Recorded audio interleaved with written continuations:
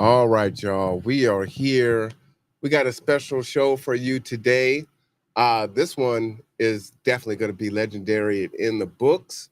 Of course, you have me, and we're going to go with our nicknames today. So I am the professor, and then to my right, that you can't see, is Rod, but to my left is Gyland, who is the educator, and then to the left of him is the poet.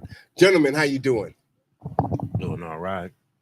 We good. Fine as frog hair. Oh yeah, all right. How are they sounding, engineer? Are they sounding right? Now, we are men, so we gotta make sure that our voice carries, right? We are strong men. So when we speak on the mic, yeah, Sure thing, bro. wow. It's gonna be a long night. All right, but for real though, let's get into tonight's topic. I think it's perfect. Tonight, uh Samuel walked in, and it was something that was on his mind. And just unpack it for us, just give us the topic, and then we're gonna roll it out, and we'll do a round robin. The topic is why, as a race of people as African Americans, that we're still divided, dismissive, and we speak from our emotions, and we're so separated. And I don't know if a lot of people really feel that way or are concerned about it or can see it. But for me, at 55 years old, it's frightening for me. Okay. All right. So I'll tell you from my perspective, right? I mean, one, we have slavery, which is obvious, right? We were pulled from the continent. We were stripped of our culture, our language. We were broken up. And then once slavery ended, we went into Jim Crow, redlining, and all these different things until we find ourselves here today. And integration has actually caused us, I think, more harm than having a level of segregation.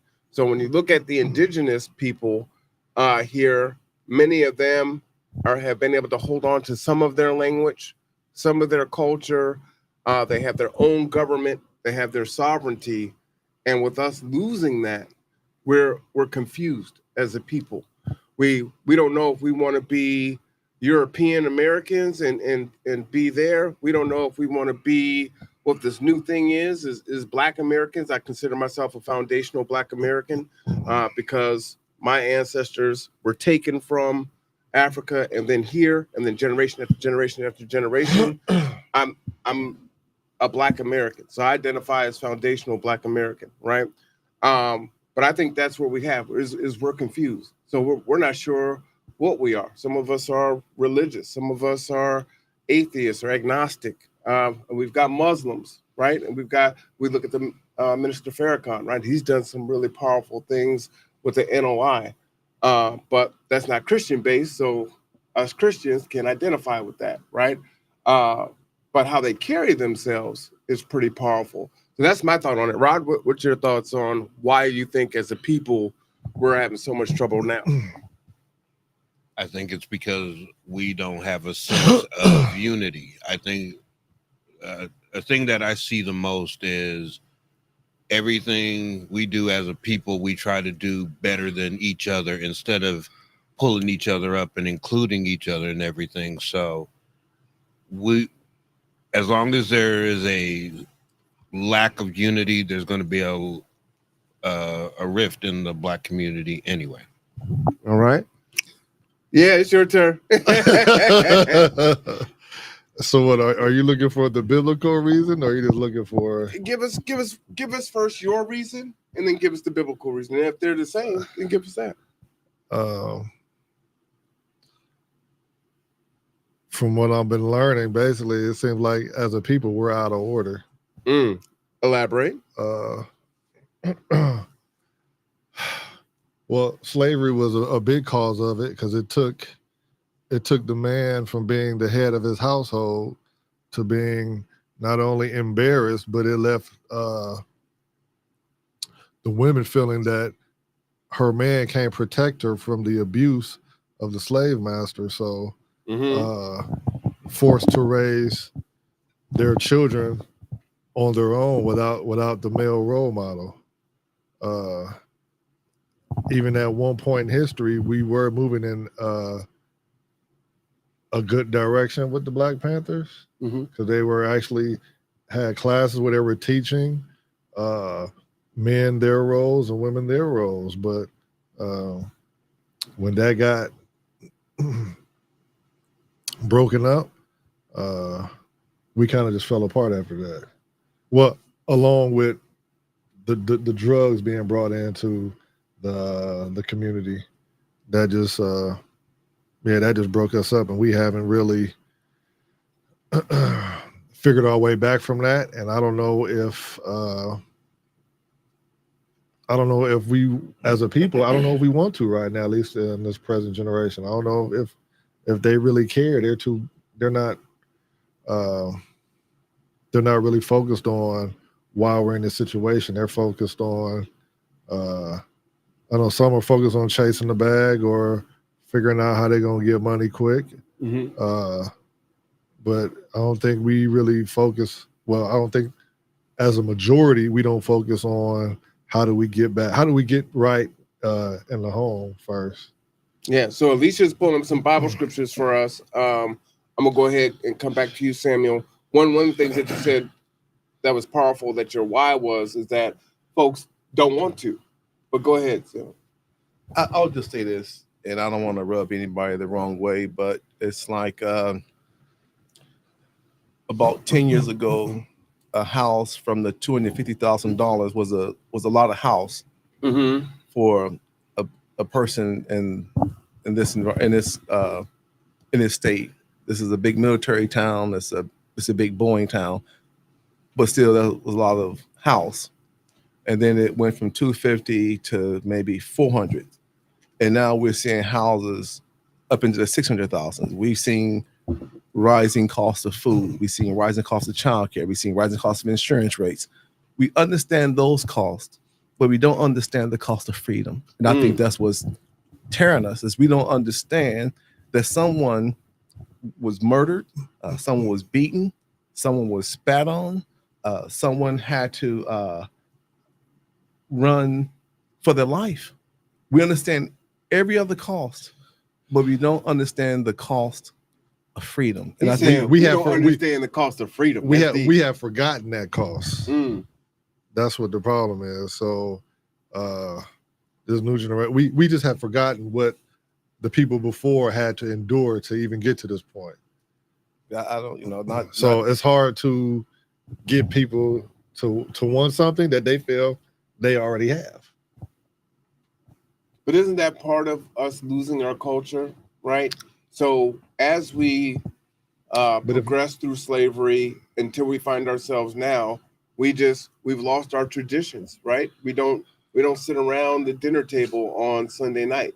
You got the Bible? No, this is our culture. But what happened? Well, we're not adhering to it. So they don't. As a whole, we don't know that this is our culture. We don't know this is pertaining to our history. So again, he's holding up the Bible for those of you that can't see. He's holding the Bible. So again, until we learn our identity, then you can learn. Okay, this is who we are.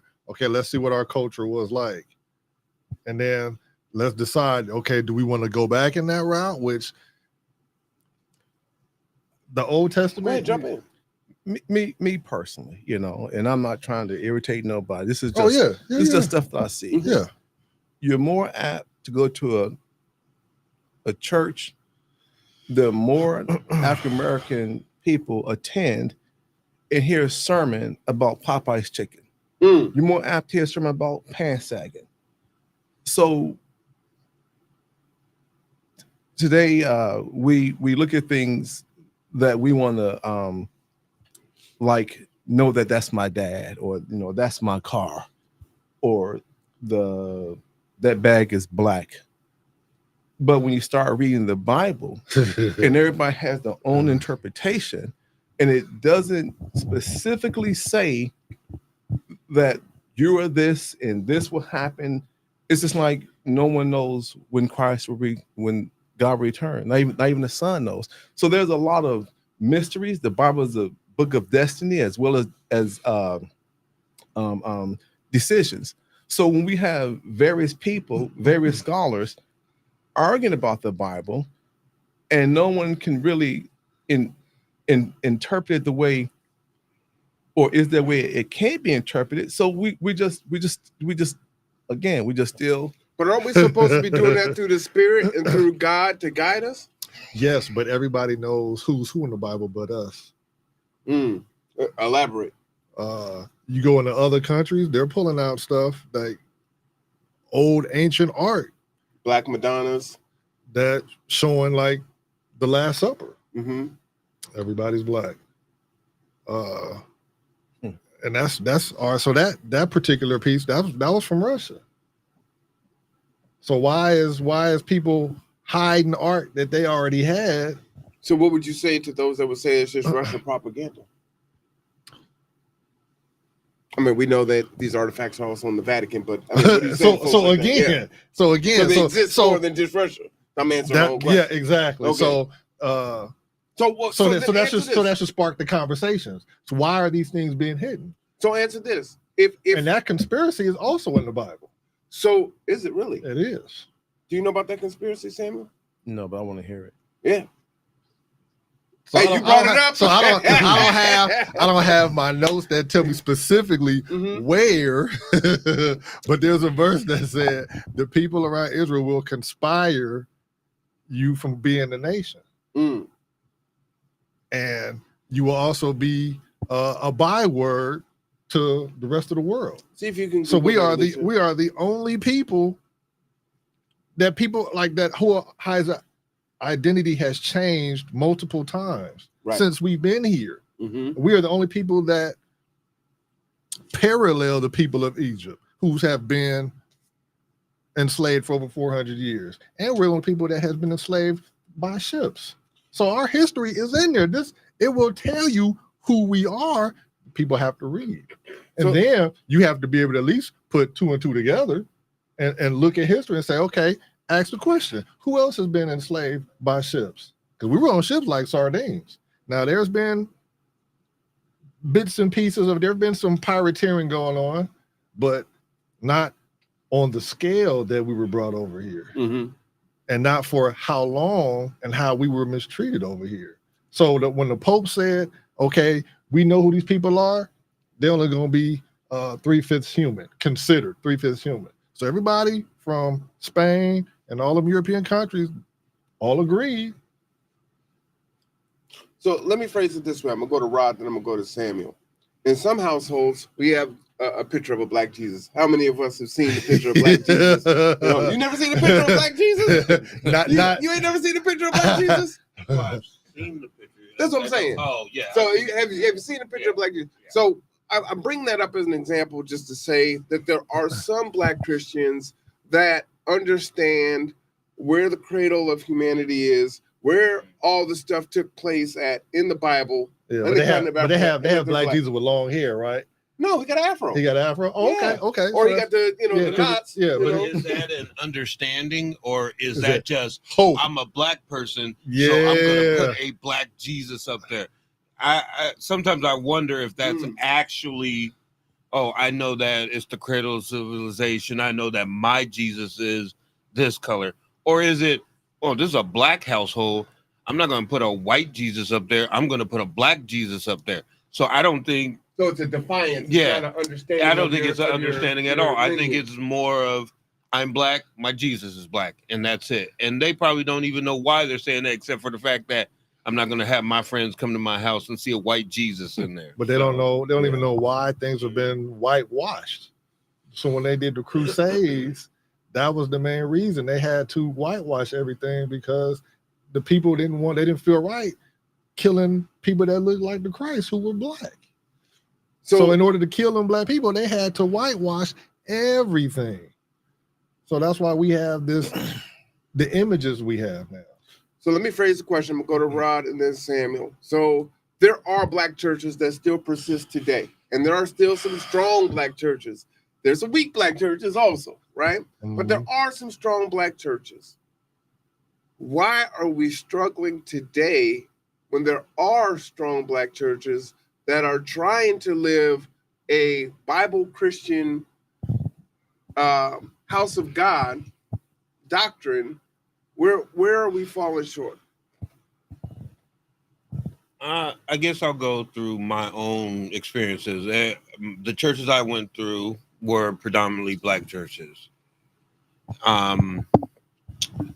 You're looking at, I started in Southern Baptist. I'm from Arkansas. And then it progressed into Pentecostal. And as a kid, the main reason why I didn't want to go to church was because it was too long. Yeah. And that's so crazy. It's just whatnot. Yeah. But as I got older, I could get past the length of time church was. What I didn't, I don't know if I say what I didn't bond to is the fact that my preachers in the churches I went to were always yelling at me, yelling the Bible. And then they yell all these scriptures at you. And then when you're done, there's no question and answer session. There's no, well, what does that mean? You just get yelled at about hellfire and brimstone, and then you go home. And that was the extent of my experiences in the black church. And so I think what you're finding is a lot of even the younger black people now are just, I'm not going to a place where they just yell at you all day. I'm not learning nothing anyway. Church is becoming a turnoff to our people because of the delivery method, not so much the message, because the message is still the message, but you could take one word, deliver it two ways, and it comes across different depending on the delivery. So that was my experiences. I can't speak to anyone else, but for me, it was just that problem right there. Okay. Samuel? Even though I wasn't raised with this brother here, I see the same thing, and I'll add another layer.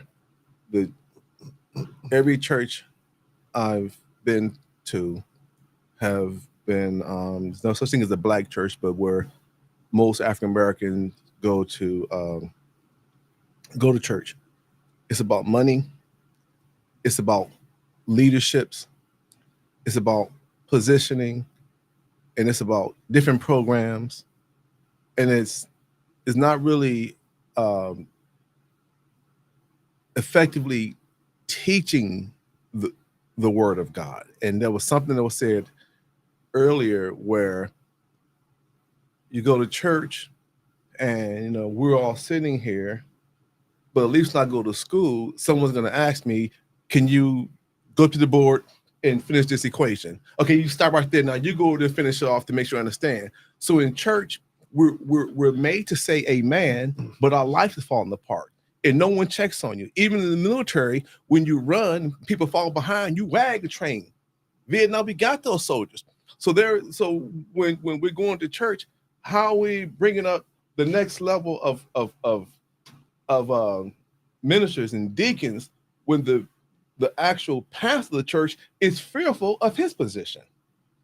He's fearful that, like when the teacher is paying back a student loan and she's staying up late, check papers, when she has that one student that just seems like totally, I'm with you, I'm here to learn, and I'm asking questions. When the pastor, an African American, a pastor where African American people attend, when he see that hunger, because I've been there, he see that hunger in somebody's eyes, he looks at his position falling, and so then you start, and we think that's preaching. We think hollering and shouting is preaching, and it's all about position. It's all money making, and these you have the NFL and you have the USFL. So if you're not a pastor that could be on TBN, then you're striving to get there.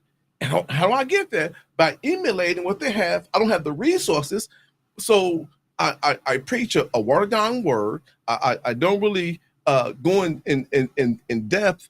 I don't even really preach from the Bible. I just preach from my memory, and so it's that's just what I see. And today, we have a a problem with two strong parents coming together to be in a home. We have parents who have Saturday, Sundays off or Thursday, Friday off, so one parent can't attend church, and then we have people like uh, this gentleman here, Roderick, where you go to a church now, and someone says that you've just been triggered. You've been triggered. So when I go to church and I'm trying to get the pastor to have a conversation after service about how can I do what you're doing, he's not apt to do it. And that's how I think we're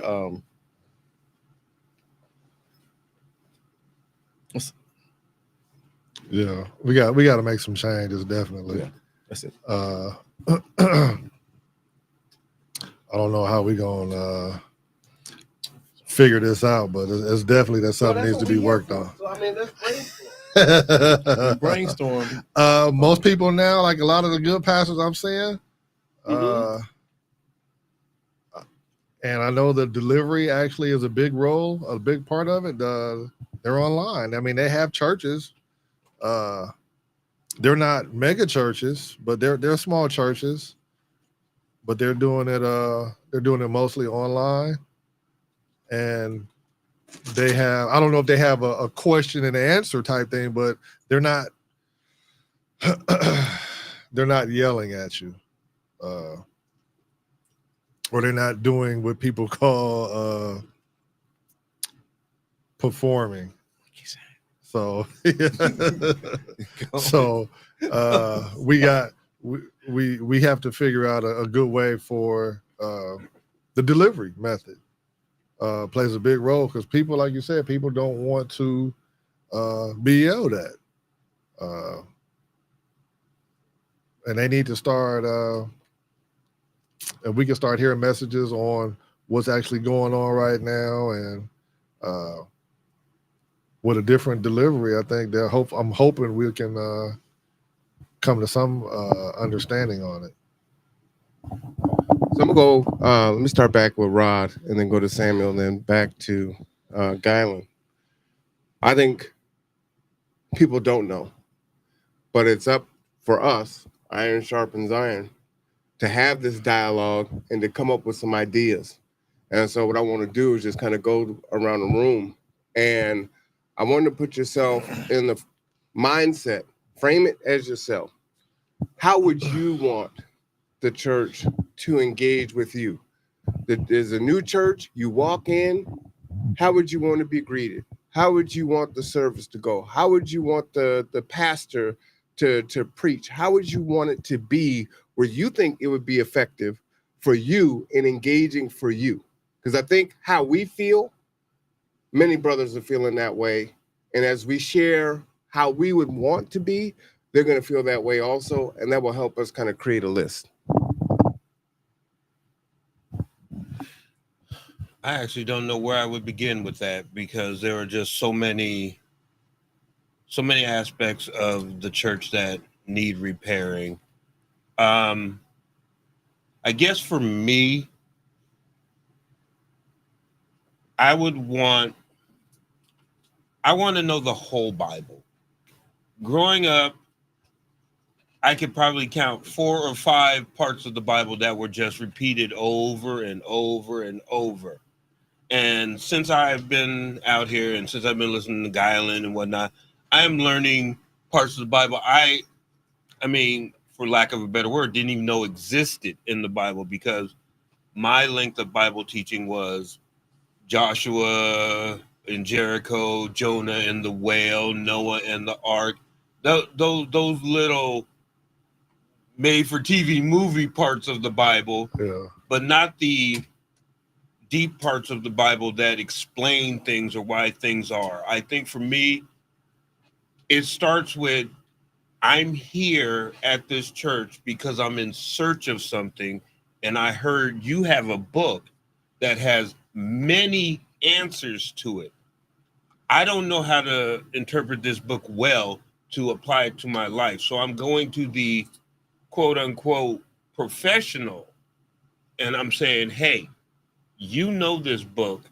I have this problem. Use your book to help me with this problem. The problem is when I was growing up, the book was telling you if you did this, you're going to hell.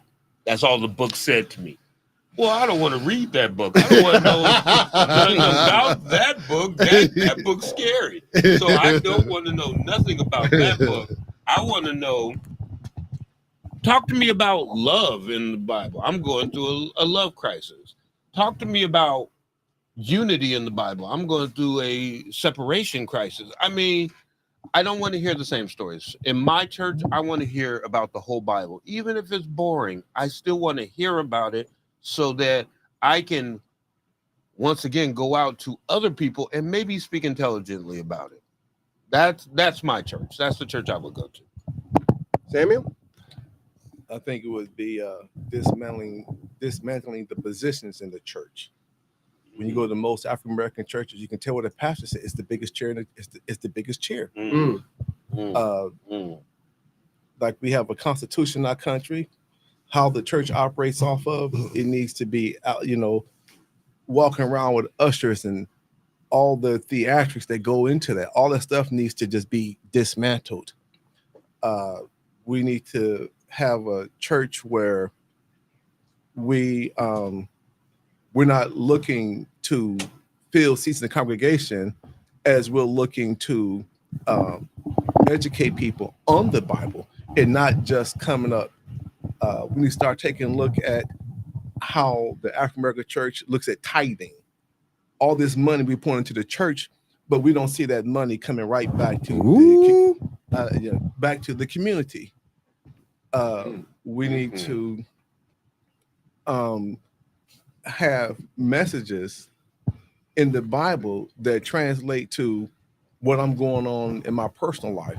The Bible doesn't mention fentanyl. It doesn't mention crack cocaine. It doesn't mention the Crips and Bloods, but that's what my kid is into.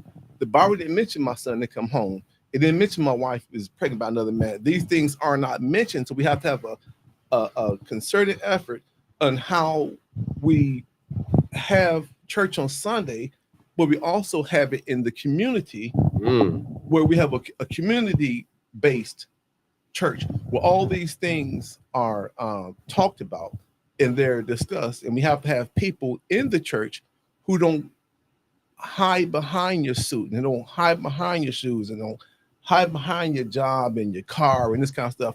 I just think what's going to make a church successful is if we have a throwback mentality of when our grandmothers and our grandparents went to church. A throwback mentality. The church I want to go to. I like that. Garland? You're in deep thought there. Yeah, he is. Look like a Jedi monk over there. You got the bring word. Well, I mean, so the Bible tells you how to run a church, and it tells you the organization it's supposed to be in. But don't hold back. The churches, a lot of the churches we have here don't necessarily follow that completely, but you have to look at who teaches seminary, and the first seminaries that we learned from here were probably Catholic seminaries. That's what our public education system is built on. So henceforth, sitting down for so many hours just absorbing and not a lot of question and answers, because in our original culture, that's how we will function. You had the teacher or whoever who had the wisdom or whatever, or the priests. They would go back and forth, so they would tell you, look, this is what you do, but they could ask questions. Because our culture is supposed to be, like our tribe is supposed to be a tribe of priests.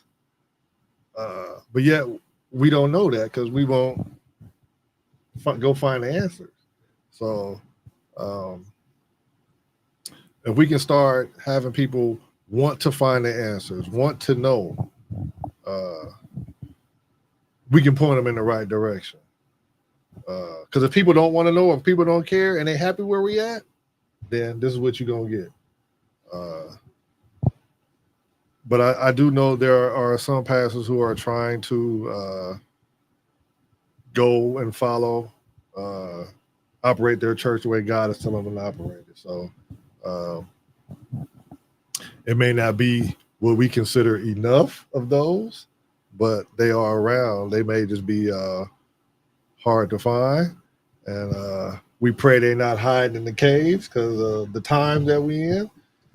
And yeah, it's time. It's a lot of work got to be done. So one way or another, we're gonna be forced to step into the pot and all right. get some work in. So summarize it, because you said a lot. Again, what does that church look like to you? What the Bible gives a absolute. So you're going to describe that to us. It breaks it down. So it breaks down the position of the priests and what they were supposed to be doing. It gives you because I don't know all the verbal details. You got to read. Well, just give us the. But I just read and the things that I know intrigued you, and you were like, okay. Well, what intrigued me is that we come from the tribe of Levi, which was the tribe of the priests, and it was like if Old Testament style is like they couldn't go into the temple unless they were sanctified. If they went in the temple without being sanctified, they didn't come out the temple. They had to be carried out.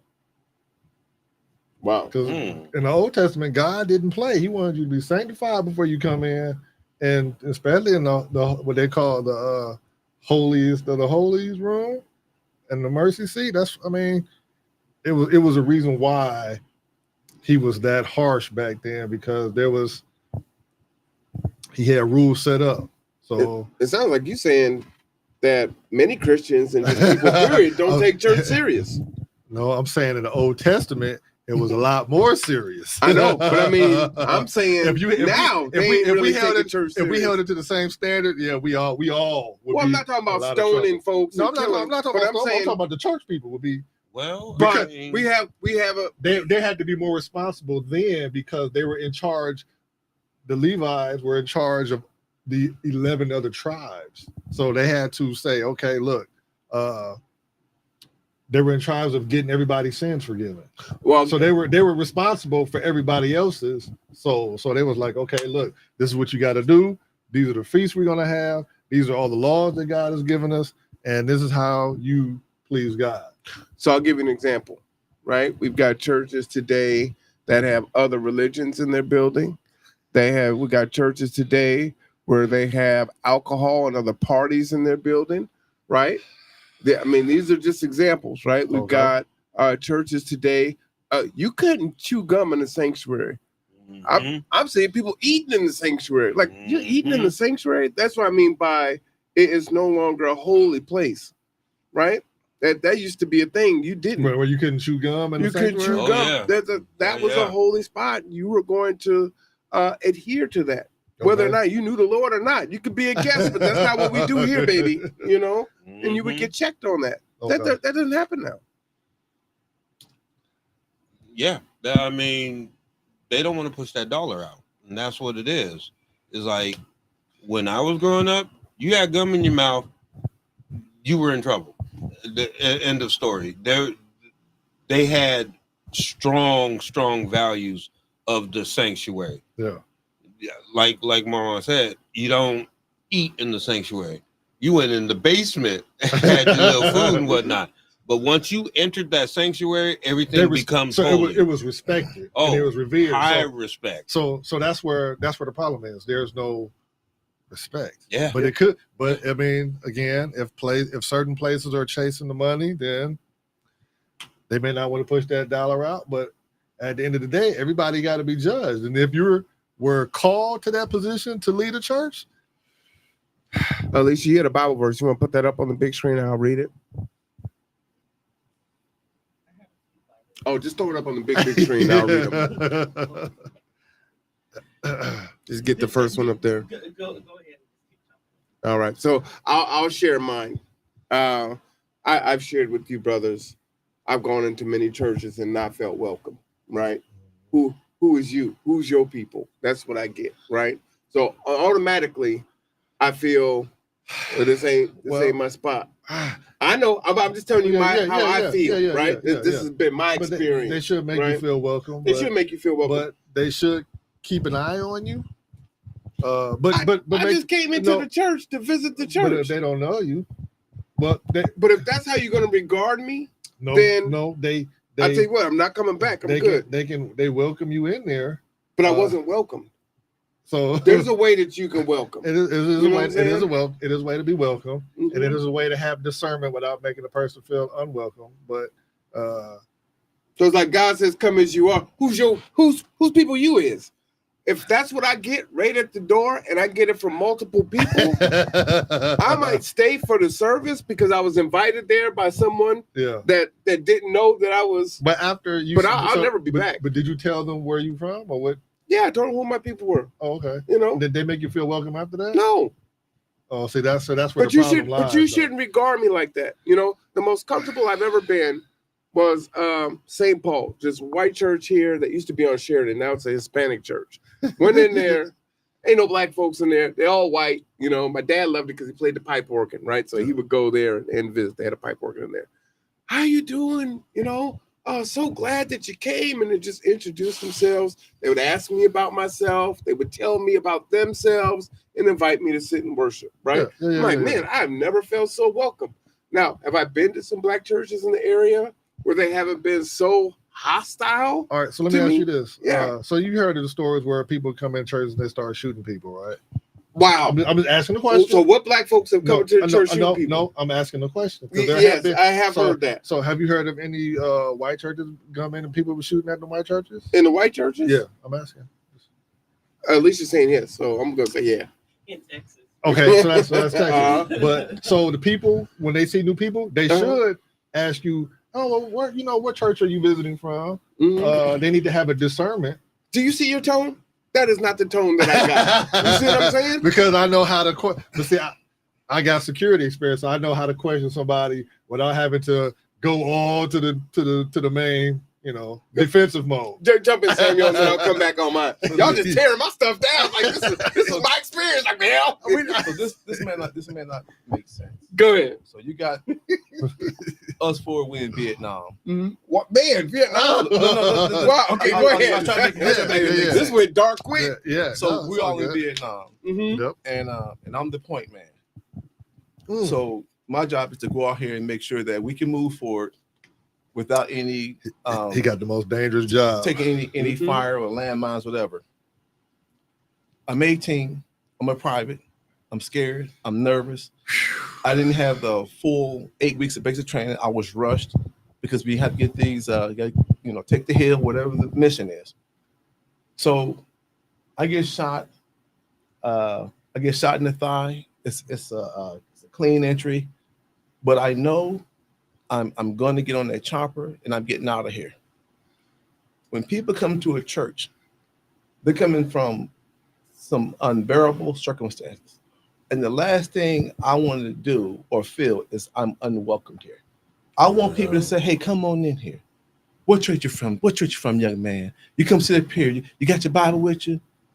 And I understand what you're saying because I have went to some churches where I was asking a lady, could I be a part of a ministry? And she said, well, you got to prove yourself. And I prove myself, so I would go to a church and her husband was a pastor. And when her church began to fail, her own husband, he took delight in watching you fail. But she could have just went past her friends and said, well, this man is here again. Let me use him. But it's like I said, I just make a long story short. I just think in churches where African American people go to is just too it's territorial. It's we don't know you. Look at what he's wearing. Why is he wearing that dress? It's all I had. Oh. What's with this brother? That's our problem. It's like we can't stop the check cashing system at Walmart because I wrote a bad check. So because somebody got shot in that church, it don't mean I'm going to hear and pull a gun on somebody. But I just think that the churches that we have as African American churches, they just need a massive overhaul. So I appreciate that. Your example of Vietnam is actually pretty visceral, right? And it makes sense because that's how you feel, right? I'm coming to church. You don't know what state I'm in, right? I could be on my last. I'm trying to battle this addiction, trying to get off this fentanyl, this alcohol, porn, whatever I'm trying to fight. And here I am because someone told me to go to church or it was in my mind. And this is the last stop. And as soon as I walk in, who people you with? Yeah. Because you have the discernment when you see somebody, you should know, oh, they need some help. Let me bring them in. But even if they look good, doesn't matter if they look good, the discernment should tell you what kind of spirit they have. If they coming in the spirit of they need some help, they in dire, they in crisis, or if they just. But I'm only going to push back on that only to say if they're that in tune, that's fine. Yeah, but you need to train your church members that anyone that walks through that door that you don't recognize, that you make them feel comfortable. Even from a security standpoint, you're still engaging with a stranger. Yeah. To introduce yourself. But there has to be a fine line between judgment and discernment. You're judging me. You're judging me. If I went to a barbershop one night. Well, hold on. Before you get to the story, because I want to tell my piece here. Y'all just chewing me up. Just chewing my little piece up. Let me read the verses and then I'll jump in there, just so we don't get too far away from those. Yeah, go ahead. Just put them on and I'll read them. All right. So the first one is from, it says, a church should be led by biblically qualified leaders who teach biblical truth. And that looks like 2 Timothy 1:13 and 14. And then another one is 2 Timothy 13:16 to 17. No, 3:16 through 17. 2 Timothy 4:2 and 1 Timothy 4:13, 1 through 9. And then what's the next one? That's Titus. Oh, Titus. I'm sorry, I don't have my glasses on. Glasses, please. I ain't got my glasses on, so I can't. Nobody know where to open their Bible right now. Where? Gotta use exotic. Use Philemon. Everybody knows that one. Hey, we putting it on the screen too. Go ahead and put the next one on. Let me go ahead and battle through that one. That looks like Psalms 88, 4 and 5. Yeah. And man, I can't even read that. Come, they say, let us destroy them as a nation so that Israel's name is remembered no more. With one mind, they plot together. They form an alliance against you. So that goes back to what I was saying about the actual people were plotting against us to say, hey, we're going to stop you from being a nation. So until we realize, a lot of us don't even realize what's going on.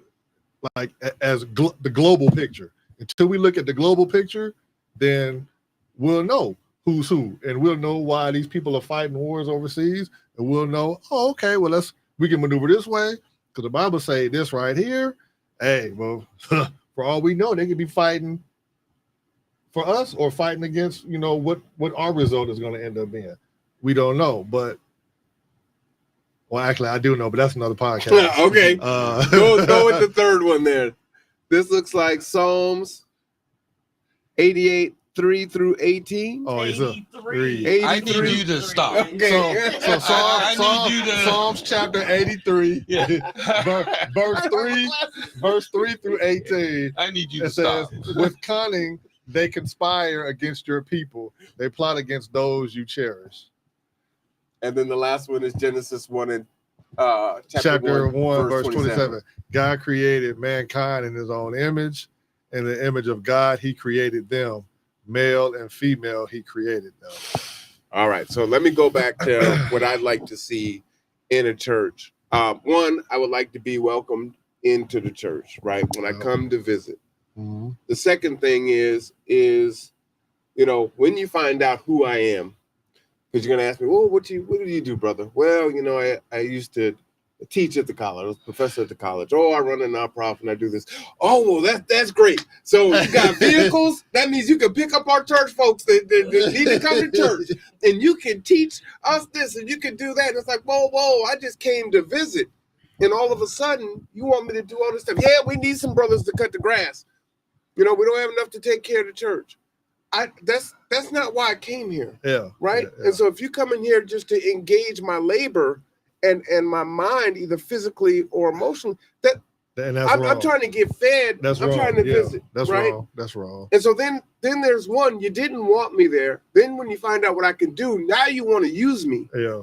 And that spirit is just such a big turnoff. Yeah. Right. Yeah. So those are the first two things. The other one is, and I know that the church is very traditional. Nah, well, it's getting shaken up right now. I know. What I mean by traditional is in the way that Sunday goes. Oh, right? okay. The pastor or whoever preaches the sermon, but it's one way. And I know there's not a lot of space for dialogue, but I wish there was a way where maybe you could, because we're in the age of technology, that we can text a question to the pastor, and maybe we had 15 minutes for Q&A at the end, right? What is something that the preacher said that was like, can you elaborate on that more? Or how does that apply here? And we just spend that time, and we don't go over. We're not in there all day, but 15 to 20 minutes of Q&A at the end. And then for the questions that he doesn't get to, those things are submitted to him, and he's or her or him, because I don't.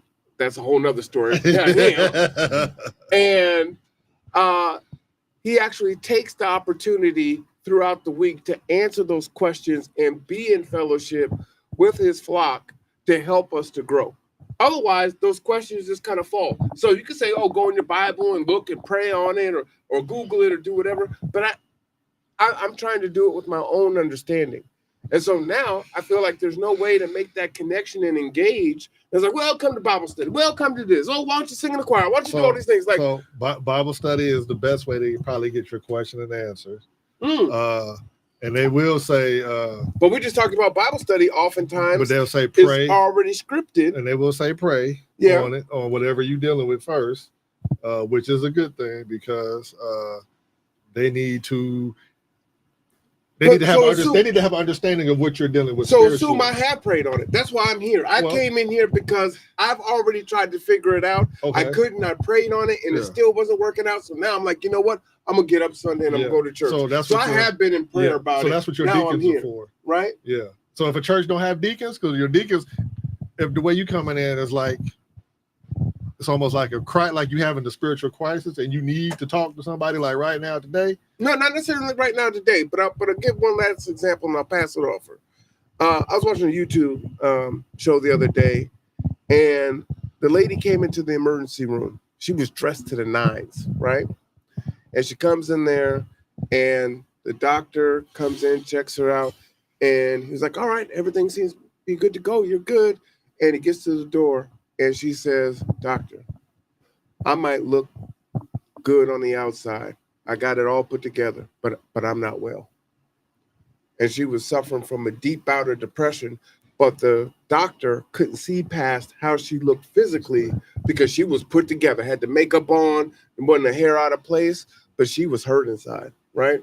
And so if that can happen with us too, I don't have to come in with barefoot and I'm dirty and this and that. I can have my suit on and my tie on, but I'm hurting. I'm going through something and I need help, right? And so those assumptions and those judgments can be made wrongly in both directions, right? Yeah. And then I'll land my plane. No, because like you, I think it was the first or the second verse you put up, that they need to be trained biblically, because then they're gonna be trained to be able to discern when people need help. But the whole church should be like that, right? What I'm saying is, should be if they're being taught. But I'm saying that's what I'm looking for. The question was, what are we looking for in a church if we were building a church? But be realistic. You got to be realistic too. I could. Because every church at any given time, like say, especially in between the generation, the training is. But I'm saying, I'm asking. Don't have it. I'm building the church. Okay. So I could. The reason why I think it's easy, right, is there's 5 people in this room, and I could say, all right, the 5 of us, if someone rings that doorbell, we go to the door, we're gonna say, hey, how you doing? welcome to the conduit. So glad you came. What can we do for you? Come on in, right? Yeah. And then you come on in and we go from there. Yeah. And if we tell everyone, this is how we regard a stranger that we haven't met before, right? Yeah. Now, if he's wearing an overcoat, he's looking all dingy and white, dusty, and look like he got an AK-47, you might not, regard someone that way. But you know what I'm saying? Yeah. So that's what you do, and that's an easy thing. And the church is where we learn more than just about God. We learn how to, take care of our lives and take care of our families every day, right? Yeah. Manners, grace, all of those things were staples of the Black church back in the day. Of the And Bible. those things are gone, right? They all staples of the Bible. All right. Well, someone want to jump in? I've made my point there. Nah, Samuel had his story. So Oh, go ahead, Samuel. you done talked so long, he done forgot his story. He had to get it out. Yeah. No, I'm sorry, I forgot what it was. No, it's all right. We It's all right. we need to one. I don't agree with the mega churches because if they're so big, there's no training, or there's not enough training going around. More than likely. You kind of want like. For me, I would kind of prefer a small church because that way you can get more one-on-one with the pastor if it's small. And then if you need help, you can, hey, pastor, hey, I got questions, or hey, Deacon, I got questions. But if you need help, you got to be willing to stay after, and you hope those people are willing to stay after because they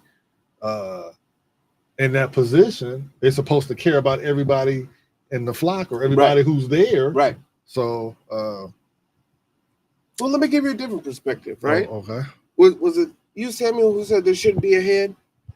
That was your thought on there, right? I said the leadership is There's too caught up on titles. if we take the Bible's approach, which Garland brought out, yes, but in today's churches, most of your deacons look like bodyguards. They look like hitmen up there. Some of them are. Yeah. I went to a few churches here lately, and most of the deacons, they just stand there. I work at a prison, and I have to have a posture and a look where if an incarcerate was to approach me and say, hey, I'm feeling suicidal, or I want to go to segregation for protective custody, if I stand like this, then there's no way that incarcerate would come to me. Yeah. So I went to a church recently, and the deacons, they were just standing like this. And when I look at that shows me that they're not approachable. You're not approachable. You want to go home. So that's I just think the how people in the African American church view the position need to be dismantled. Probably not the position, but because you're on the deacon board and you get the pastor's water, it doesn't make you no more of a person that's attending than I am. Right. If I give a $5, it don't matter if you gave $1,000. We both gave. And you do feel that in some of these churches. You have favor based on what you can give. Oh, if it's your talent, your money, right, or your time. The story I had was I went to a barber shop. They closed at 7. I got there at 6:50, and I was just wearing some jeans and a shirt. The guy says, "Hey, we're closed." He was the owner. He was the owner. He said, "Hey, we're about to close up." I said, "Okay." But a gentleman walked in with a 3-piece suit. Oh, come on, sit on down, my man. And did like this, and I'm like, wow. And that's what you get in church, you know. And some of the, I just say, some of the attire and clothing people wear in African American churches is not a fashion show. So if I go to church and I don't have what you have on, then you just lost me. Because now I'm looking at your position. I'm looking at the pastor's calling on you, your family. I don't know. It's just. Now, I'll push back on that only on these two points. One, there's some cultural history with that for us. When from the times of slavery, right, church was the only time that we had for us. And as we moved out of slavery and into Jim Crow. We're working for the white man, and Sundays where we had church. So that's you dressed up for God, right? Has it gotten crazy on Easter where it's competition and man. you know, oh, mother such and such got this crazy yellow hat and this and that, and you know, Deacon Billy got the annihilator gators on. Yeah, you know, yeah. It's gotten out of control. But I think as a black community, we need to pull up our pants. We need to button up. Then we used to go to baseball games with suits on, you know, dressed up with dresses, right? We've gotten away from that. And so I think there's something to be said about that. You don't put so much stock in it that we're worshiping. That has become an idol, right? That it's an idol, but we should be clean and we should be put together. And we are, again, in the house of the Lord. So we don't chew gum in the sanctuary. And if we can, we come clean, right? But God says, come as you are. But come as clean as you can. As you can. But you shouldn't be disrespecting people who can't. Folks coming on with jerseys because, hey, I'm going to the Seahawks game after. I see that more now. The pastor talking about the game in the pulpit. And all right, I'm going to let y'all out here in just a few minutes, 5 more minutes. I know the Saints is playing. And I know y'all want to get down and continue to see how. It's like, wow. So it's almost like it's a checkbox for you to get through church. It's like, oh, God, I did it. I went to church. If I die, then I'm going to heaven. I got my salvation. All right. Ooh, let's go on there. Because that's not a thing. Because you go to church don't mean nothing. You gotta get. It's work to be done. Yeah, big facts. So to kind of put the things that the two of you were saying, right, is taking away the importance of, you know, I've got this position. I'm deacon. I'm first lady. I'm whatever. And then following the priesthood, right? I kind of look at it as, I'm going to use an NFL analogy. You've got a head coach, but then you've got the offensive coach and you got the defensive coach. Now, the team can't win without having those two coaches, right? Now, you have a total head, the head coach, right? Because I think everything needs to have a head at the end of the day. But you have these other coaches that are there. So if Church A over here, or this gentleman over here, this fictitious gentleman, he is the head pastor, and we are all associate pastors, right? Mm-hmm. You run the prison ministry. You run the couples ministry. You're running the children's ministry. I'm running whatever ministry, right?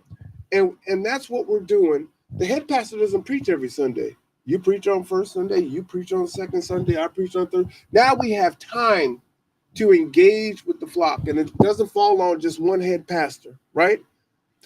On top of that, as we pool our resources, because Black folks, we have no wealth.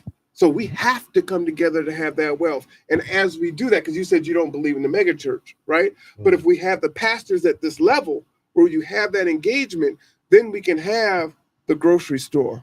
We can have the school. We can have the credit union. We can have the daycare, right? And now all of those things are here under the house of God, and everything is biblical. Our diet is biblical. The way that our children are being raised by our grandparents are biblical. The young families that have to have dual incomes and they can't get off work and get home, there's after-hour daycare, but they're in a church setting, right? Now we got that, right? We've got biblical teaching while we're learning our regular academics of math and science and language arts and all that, but God is at the base of all of that. Those are the things that would strengthen us going forward. Thoughts and ideas on that? I'll start with you, Rod. Could that work? In theory, yes, it could. But within that, I mean, I think the first thing you have to do is lose the ego of man. Mm-hmm. That's what usually hinders all that, is that, wow, I'm over this. And then someone comes to you and you're like, no, I'm above that. That's not my plane of doing things. Well, assume that we put in whatever parameters we did so that ego's in check and whatnot. They're supposed to put time in before you get to be in that position. So they're supposed to, as you're being tested, mm-hmm. you may be hungry and thirsty at the bit, but they have to know, okay, are you humble enough? Yeah, and no one should be so big that they can't get their shirt pulled. Yeah. You out of line, brother. I don't care if you're the associate pastor. You out of line. Well, so that would be my job as an associate pastor, to see mm-hmm. him hey, and pull them aside Right. before the head pastor has to do it. Because we should be all equally humble and all But equally. again, it So would have to assuming come those with things are ego. in place, because ego is a part of humanity. We're not going to be able to get rid of ego. We could stifle it a little bit, but it's going to rise up from time to time. Then I just don't see how you can have this without. I mean, I think you have to do more than stifle ego, because in the end, ego says, I want what he has. I want to be there. And then ego turns into ambition. Ambition blinds you to the actual mission of why you're there. I think a lot of people, and I won't say black people, I'm going to say people, Mm-hmm. a lot of people aren't happy to be humble, aren't happy to just be in their lane. A lot of people always are looking up and I want this, I want this, I want this. And there's nothing wrong with ambition, but it's when you become the crabs in the barrel, that's when it gets bad. So I think in order for your plan to work, and man, great plan to have everything under one roof, ordained by God, that would be beautiful. But you had to get the man out of it. Once you take the man out of it, then I believe that you need enough humble spirits to pull that off. I think you just need humble So spirits. you need a humble spirit in a leadership position. What's your thoughts, Samuel? Build on this conversation. Could this work? I think it could be work if people were to check your ego and people weren't resistant to change. And I think it would work beautifully in a church that is a starting and forming. I don't know if it would work in a church that's 30 years old or 40 years old, because those people are kind of stuck in their ways. Yeah, we're set in probably their ways. building something new, honestly. You know? Yeah, you have to build something new, and everyone would have to be on board with this is what we're doing. All right, we're gonna give the final word to Guylan here. Could that work? Humility. It can work. Just humility. So this plan could work. This church, as I laid it out, could possibly work. You can. With some checks and balances. No, humility. Humility? Yeah, and for something like that to work, God will humble. If it's destined to work, God will humble those who need to be humbled. So, all right. Well, this was a powerful conversation. What we'd like you to do is type your thoughts in the chat. We want your questions. We want your comments. Could this work? How could this work? Share your experiences.